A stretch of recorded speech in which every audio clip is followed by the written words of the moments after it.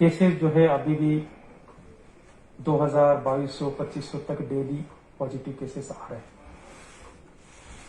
लेकिन जो पॉजिटिविटी का जो रेशो है, परसेंटेज है, वो अभी कहीं स्टेबलाइज होते हुए दिख रहा है।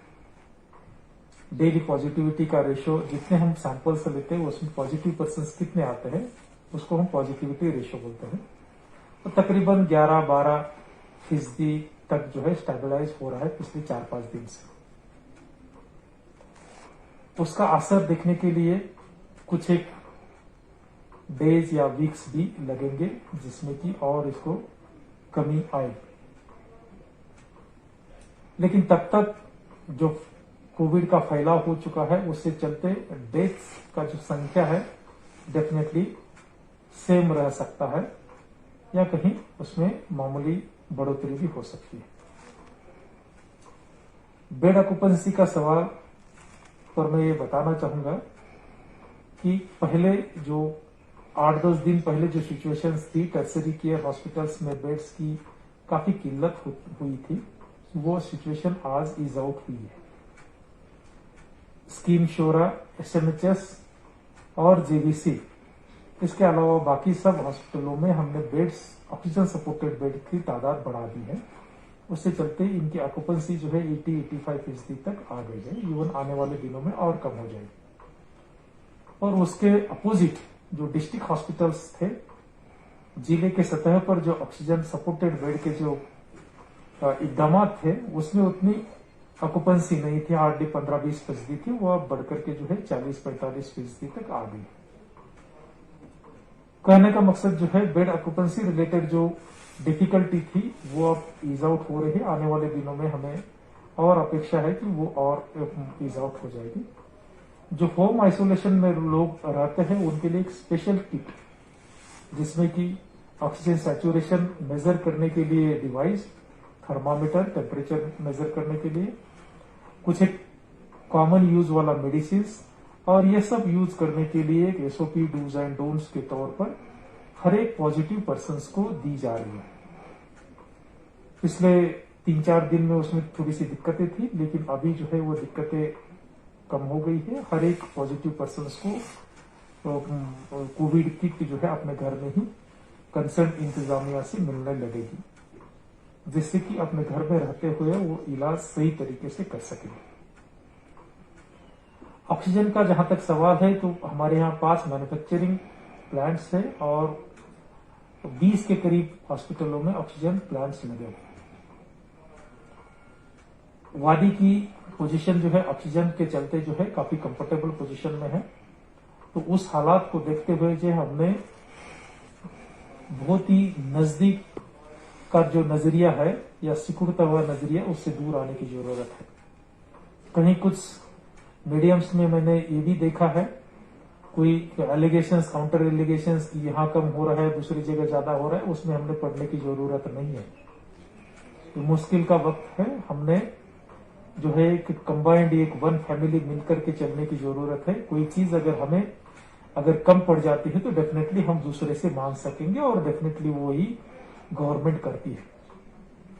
कोई भी फैसला लेने से पहले सरासर एक ब्रॉडर लेवल पर देख करके लार्जर इंटरेस्ट में वो फैसला लिया जाता है। तो ऐसे जो संकुचित नजरिए से, जो शॉर्ट साइटेड, नैरो माइंडेड कुछ एक कमेंट्स अगर आते हैं तो मैं कॉमन पब्लिक को यह अपील करना चाहूंगा कि आप उसमें मत ज्यादा देखिए। डेफिनेटली यहाँ की भी जो इंतजामिया है काफी बेटर है, आप सब जानते हैं, और इसको और बेटर करने के लिए जो जो चीजें हैं उसको हम जरूर करेंगे।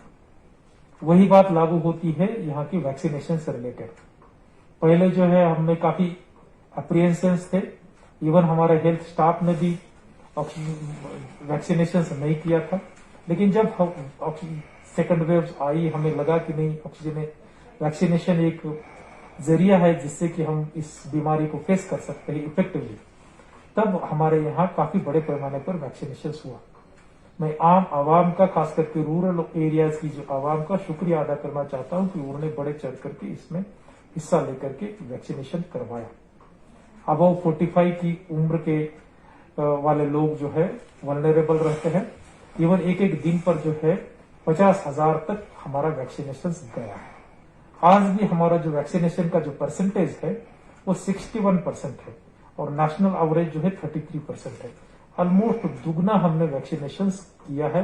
जो भी बचा हुआ वैक्सीनेशन है जो पॉपुलेशन अबव 45 की, उसको भी आने वाले दिनों में जो है कंप्लीट करने का एडमिनिस्ट्रेशन का प्लान है, मंसूबा है और उसी के हिसाब से करेंगे।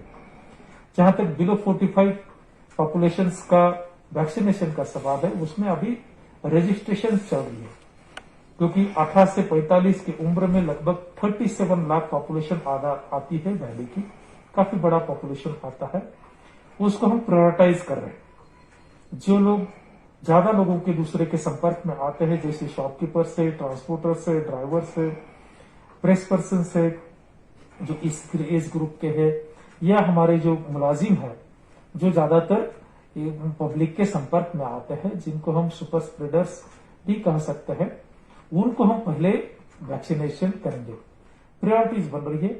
तब तक जो है बिलो 45 एज के लोगों को ऑनलाइन कोविन प्लेटफॉर्म पर जाकर के रजिस्ट्रेशन करना है। आप अपना रजिस्ट्रेशन करवाएं। जैसे ही रजिस्ट्रेशन कंप्लीट हो जाएगा, इसका प्लान भी रोल आउट हो जाएगा। 1.2 करोड़ डोसेस इसके लिए गवर्नमेंट ने खुद के बजट से ऑर्डर किए हैं और रजिस्ट्रेशन जैसे ही कंप्लीट हो जाएगा, इस पर भी अमल शुरू हो जाएगा।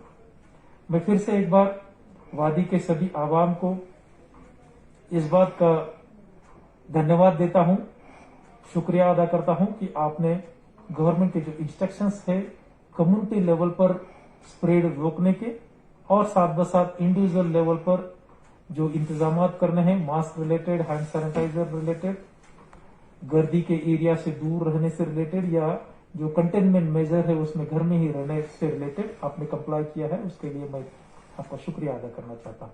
और फिर से आपको गुजारिश करना चाहता हूं कि कोविड की जो अभी जो सेकंड वेव है, डेफिनेटली अभी उस लेवल तक नहीं आई है कि जिसमें हम रिलैक्स हो सके। अभी भी हमने वॉचफुल रहने की जरूरत है।